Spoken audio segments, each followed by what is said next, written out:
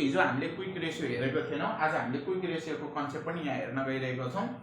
जस्तै bank overdraft 10,000 छ, account payable 35,000 छ, prepaid expenses 10,000, account receivable 20,000, outstanding expenses 5,000, inventory भनेर यो इन्भेन्ट्रीलाई हामी स्टक पनि भन्छौं है।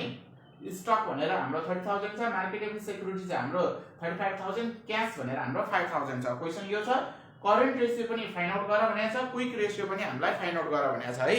करेन्ट रेशियो र क्विक रेशियोको अब हामीलाई फर्मुला थाहा हुनुपर्छ। ल करेन्ट रेशियोमा पहिला जाउँ है, हिजोको कन्सेप्टमा। करेन्ट रेशियोको हाम्रो फर्मुला के हो? हिजो हामीले भर्खर बुझेको करेन्ट रेशियो भनेको total current assets divide total current liabilities. ल यो हाम्रो अब यसमा अब करेन्ट एसेट्समा के पर्छ हेर है। करेन्ट एसेट्सलाई मैले चिन्ह लगाएँ पहिला हेर। करेन्ट लायबिलिटीज हो बैंक ओभरड्राफ्ट। करेन्ट एसेट्समा के पर्छ भन्दा प्रिपेड एक्सपेन्सेस 10,000, यो प्रिपेड एक्सपेन्सेस 10,000 करेन्ट एसेट्समा पर्यो प्लस, अनि यो अकाउन्ट रिसिभेबल 20,000 पनि पर्यो plus, account receivable 20,000 plus, outstanding expenses परेन, यो लायबिलिटीज हो। इन्भेन्ट्री यो पनि पर्यो करेन्ट एसेट्समा, इन्भेन्ट्री पनि पर्यो हाम्रो, अकाउन्ट रिसिभेबल पनि पर्यो अनि यो इन्भेन्ट्री पनि पर्यो। इन्भेन्ट्री 30,000 प्लस, अब इन्भेन्ट्री भन्दा तल मार्केटेबल सेक्युरिटी र क्याश पनि पर्यो। मार्केटेबल सेक्युरिटी 35,000 यो पनि पर्यो, मार्केटेबल सेक्युरिटी 35,000 प्लस, अनि त्यसपछि अब हाम्रो क्याश 5,000 पनि पर्यो, क्याश 5,000। ल करेन्ट एसेट्स जति मैले सबै राखेँ, करेन्ट एसेट्सलाई डिवाइड अब करेन्ट लायबिलिटीजले गर्नु पर्यो है। करेन्ट एसेट्समा के पर्यो मैले फेरि भनिदिरहेको छु। यो 10,000 कहाँबाट आयो? यो प्रिपेड एक्सपेन्सेस हो। यो 20,000 कहाँबाट आयो? अकाउन्ट रिसिभेबल हो, क्वेशन ती छ हेर। अनि यो 30,000 कहाँबाट आयो? यो इन्भेन्ट्री हो, इन्भेन्ट्री वा स्टक, अर्को क्वेशनमा स्टक भनेर आउँछ।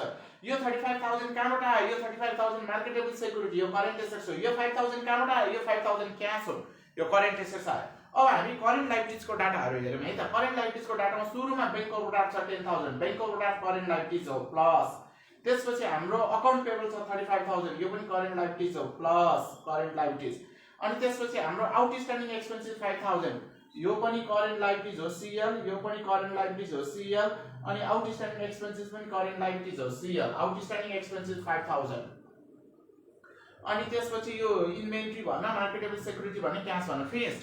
हाम्रो करेन्ट लायबिलिटीज तीनवटा छ, यो 10,000 बैंक ओभरड्राफ्ट, अनि त्यसपछि यो सीएल भनेको आउटस्ट्यान्डिङ एक्सपेन्सेस, अनि त्यसपछि यो अकाउन्ट पेबल 35,000 तीनवटा छ। अब हामीले यति क्याल्कुलेसन गर्यो भने करेन्ट रेशियो फाइन्ड आउट भयो। अब करेन्ट रेशियो फाइन्ड आउट गरौँ है त।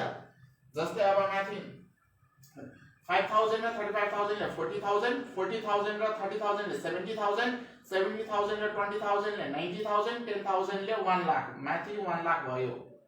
टोटल करेन्ट एसेट्स 1 लाख भयो। टोटल करेन्ट लायबिलिटीज भनेको 5,000 र 35,000 40,000, 10,000 ले 50,000 भयो। यसलाई डिभाइड गर्दा कति आउँछ? 2 रिजल्ट आउँछ। 1:1 लेख्न मिल्छ। करेन्ट रेशियो फाइन्ड आउट भयो, फिनिश्ड करेन्ट रेशियो। अब क्विक रेशियोको कन्सेप्ट बुझौँ है त। अब हामी क्विक रेशियो, ल क्विक रेशियो, अब स्टुडेन्टले क्विक रेशियो कतिले बिगाडेर आउँछ। अब क्विक रेशियोको कन्सेप्ट, क्विक रेशियो भनेको फर्मुला के हुन्छ? Total quick assets divide total current liabilities. ल अब बुझ्नु पर्ने करेन्ट लायबिलिटीज हेरौँ है त। यहाँ करेन्ट लायबिलिटीज भनेको यही माथि भर्खर फाइन्ड आउट गरेको 50,000 यही नै हो। करेन्ट लायबिलिटीज भनेको यही हो, माथि भर्खर फाइन्ड आउट गरेको 50,000 त्यही हो। तर अब यहाँ बुझ्नु पर्ने सबैभन्दा most important quick assets. Quick assets भनेको के हो? क्विक एसेट्सको बारेमा म भन्छु। जस्तै यहाँ नोट एउटा मैले लेखेँ क्विक एसेट्सको बारेमा, अल लेख है, all current assets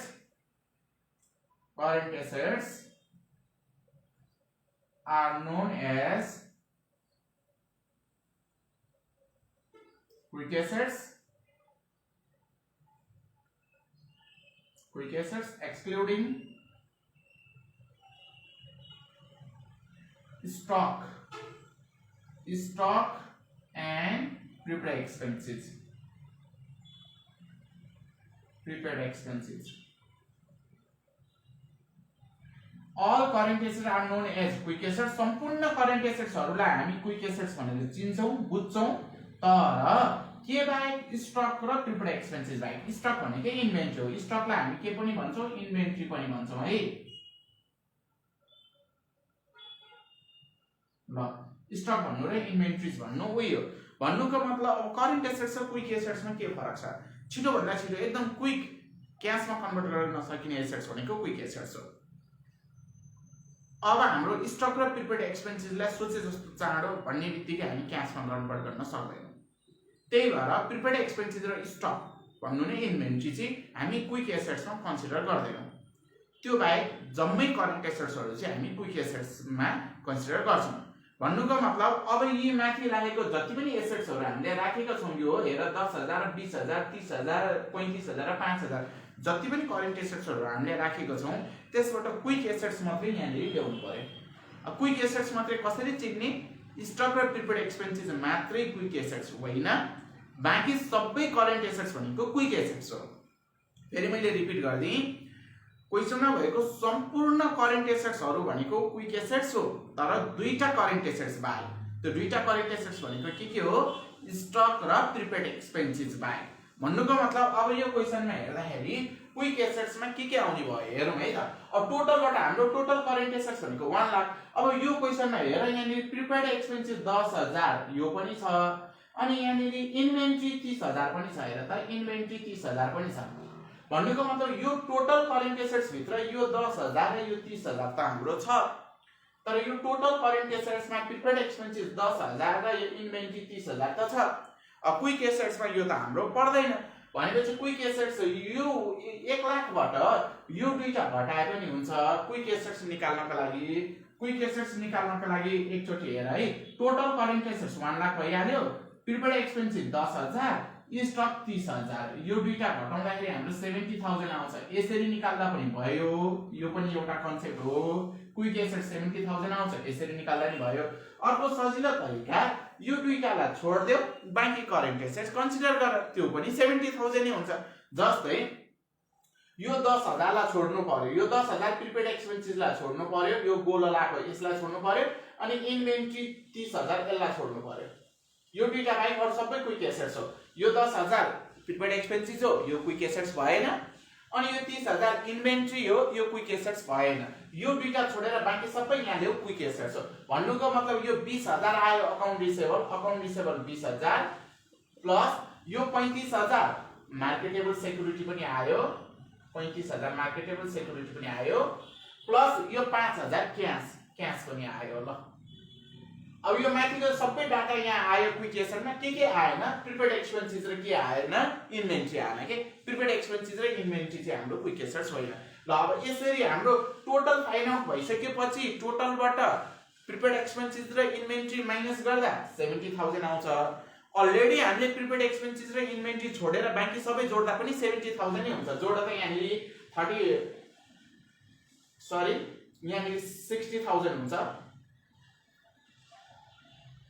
total 1 लाखबाट prepaid expenses र इन्भेन्टरी घटाउँदा 60000 आयो 10000 प्लस 30000 गर्दा 40000 हाम्रो 60000 आयो यसरी total current assets find out भइसकेपछि टोटल करेन्ट एसेट्समा त प्रिपेड एक्सपेन्सेस र इन्भेन्टरी परेको हुन्छ त्यही भएर total current assets find out भइसकेपछि स्टक र प्रिपेड एक्सपेन्सेस माइनस गरेर क्विक एसेट्स निकाल्छौ भने पनि इट्स ओके तर हामी सिधै करेन्ट क्विक एसेट्स मात्रैलाई सम गरेर निकाल्छौ भने नि इट्स ओके मैले चाहिँ यहाँ सिधै क्विक एसेट्सलाई मात्रै सम गरे जस्तै क्विक एसेट्समा के पर्यो भन्दा अकाउन्ट रिसेभल 20000 ल्याए अनि त्यसपछि मार्केटेबल सेक्युरिटी 35000 ल्याए त्यसपछि क्याश 5000 ल्याए ल यति गर्दा पनि माथि 60000 भयो हेर त माथि 60000 भयो तल 50000 भयो ल यसरी गर्दा पनि भयो अब मैले चाहिँ यहाँ यो 10000 र यो 30000 किन ल्याइन किनकि यो प्रिपेड एक्सपेन्सेस र इन्भेन्टरी हो फिनिश अब आन्सर 50000 लाई अब 60000 लाई 50000 ले डिवाइड गरेर 60000 डिवाइड 50000 गरेर तिम्रो 1.2 आउँछ भन्नुको मतलब 1.2:1 फाइनल आन्सर फिनिश ल अब करेन्ट रेशियो र क्विक रेशियोको सबै कन्सेप्ट हामी बुझिसक्यौं अब सम्पूर्ण प्रब्लमहरु तिमीले गर्न सक्छौ अब हामी डेट इक्विटी रेशियोको एउटा फर्मुला लेखौं बुझौं है त अब डेट यो मैले मेटी लिक्विडिटी रेशियोको हामीले दुईटा फर्मुला पढ्यौं।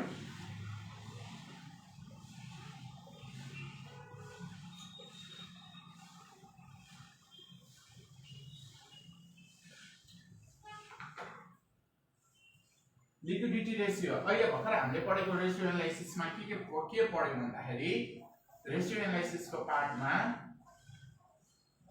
लिक्विडिटी रेशियो भित्र हाम्रो दुईटा फर्मुला हुन्छ। एक नम्बरको करेन्ट रेशियो यो हामीले जान्यौं, अनि सेकेन्डमा क्विक रेशियो हामीले यो पनि जान्यौं। क्विक रेशियोलाई चाहिँ हामी एसिड टेस्ट रेशियो पनि भन्छौं, अनि यसलाई हामी लिक्विडिटी रेशियो पनि भन्छौं। एक्जाममा नाम फरक भएर आउला, कन्फ्युज हुने हैन है, यो भन्नु उयो यो हामीले पढिसक्यौं। अब हामी पढ्दै छौं लिभरेज रेशियो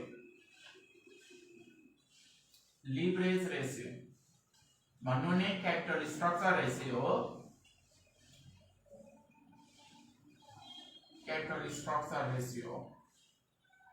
ल लिभरेज रेशियो हामी पढ्दै छौं है त। अब लिभरेज रेशियो भित्रको अब म फर्मुला विद्यार्थी भाइ बहिनीहरुले लेख्न गइरहेको छु। लिभरेज डेब्ट इक्विटी रेशियोहरु हामी डेब्ट टु क्यापिटल रेशियोहरु यस भित्र पढ्छौं। अब हामी फर्मुला लेख्छौं है त। ल डेब्ट इक्विटी रेशियो आज हामी यसकै कन्सेप्ट बुझौं है त। डेब्ट इक्विटी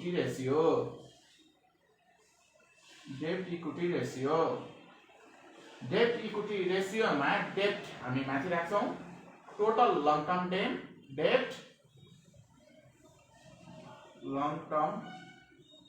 डेब्ट डिवाइड शेयरहोल्डर इक्विटी।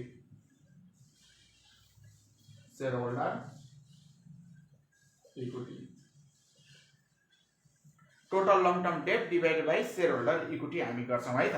अब बुझ्नुपर्ने कुरा यहाँनिर के छ भने अब यो लङ टर्म डेब्टमा के पर्छ र यो शेयरहोल्डर इक्विटीमा के पर्छ भन्ने कुरा इम्पोर्टेन्ट हो। अब लङ टर्म डेब्ट र शेयरहोल्डर इक्विटीमा अब मैले यहाँ लेख्न गइरहेको छु, लेख्नु पर्यो है त। लङ टर्म डेब्टमा के पर्छ? टोटल लङ टर्म डेब्टमा total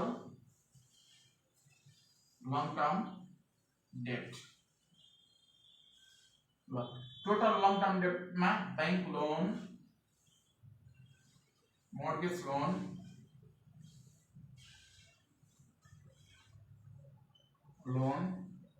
debenture, secured loan, bond, यस्ता कोडहरु आउँछन् विद्यार्थी भाइ बहिनीहरु। Bank loan, mortgage loan, debenture, secured loan, bond जस्ता कोडहरु आउँछन्, अथवा लङ टर्म डेब्ट वा डेब्ट मात्रै भनेर नै आउँछ वा लङ टर्म डेब्ट भनेर आउँछ। लङ टर्म डेब्ट यो चाहिँ हाम्रो लङ टर्म लायबिलिटीजहरु हो, यो कुरा बुझ्नु पर्यो। शेयरहोल्डर इक्विटीमा के आउँछ भन्दाखेरि विद्यार्थी भाइ बहिनीहरु यहाँ बुक पनि हेरिरहेको छु, जस्तै बोन्ड, डिबेन्चर, सेक्युर्ड लोन अनि मोर्गेज लोन, बैंक लोन अनि सबै लेखेकै कुराहरु पढिसक्यो। यही नै लेखा छ बुकले नि हाम्रो यो टोटल लङ टर्म डेब्टमा। कोहीसँग एउटा दुईटा डाटाहरु आउँछ, तर हामीले चाहिँ लङ टर्म डेब्टमा लामो समयको लागि दिएको ऋणहरुमै के डाटाहरु पर्छन् भनेर बुझ्नु पर्यो। अब शेयरहोल्डर इक्विटीमा के पर्छ त? अब शेयरहोल्डर इक्विटीको कन्सेप्ट मैले बुझाइरहेको छु है त। शेयरहोल्डर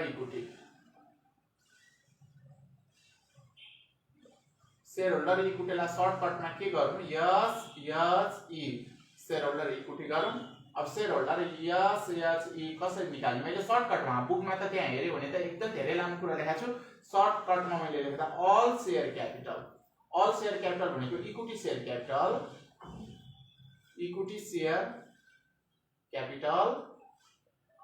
प्रिफरेन्स शेयर क्यापिटल,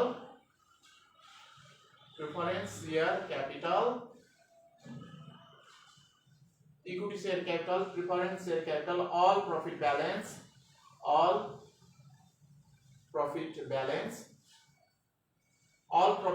भनेको रिजर्भहरु, जनरल रिजर्भहरु, प्रॉफिट भनेर क्वेशन दिएको हुन्छ। सबै प्रॉफिट ब्यालेन्सहरु पर्छन्। अब यो कुरा बुझ्नु पर्यो। शेयर प्रिमियम क्वेशनमा छ भने यो पनि प्रॉफिट ब्यालेन्स जस्तै हो, शेयर प्रिमियम पनि ल्याउनु पर्छ। एनी फन्ड, कुनै पनि फन्ड क्वेशनमा छ भने पर्यो, इनर भयो, minus discount on issue of share issue of share minus preliminary expenses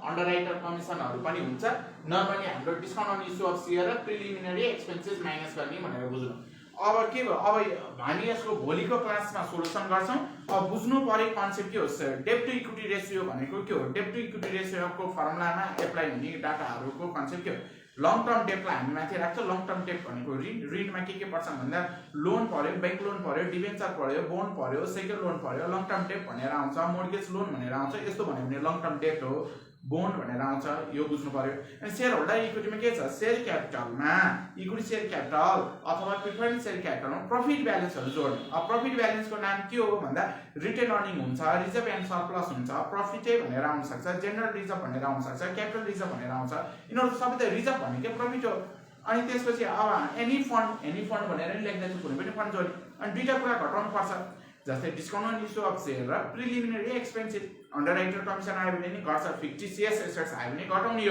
हो यो फर्मुला चाहिँ भोलि विद्यार्थी भाइ बहिनीले क्लियर गरेर आउनु हैन भोलिको क्वेशनमा चाहिँ हामी यो फर्मुलाको बारेमा डिस्कस गर्छौं डिस्कस गर्ने भन्दा यो फर्मुलाको हामी क्वेशनै यहाँ लिएर हामी क्वेशनको सोलुसन गर्छौं है त फर्मुला हेरौँ त एकचोटी राम्रोसँग